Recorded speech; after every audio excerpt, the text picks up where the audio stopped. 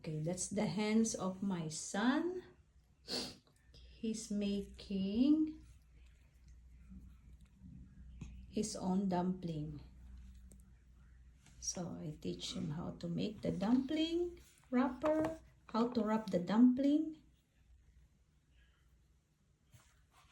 So that's how we do it. Then you start to fold it. There.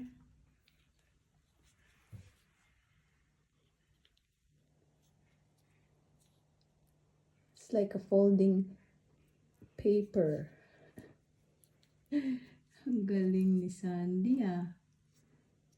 Wow, can you show it to me? Don't need to put more water, just squeeze it. Yan. Show it to me, please. Wow. Just put it in your hands like this. That's Alex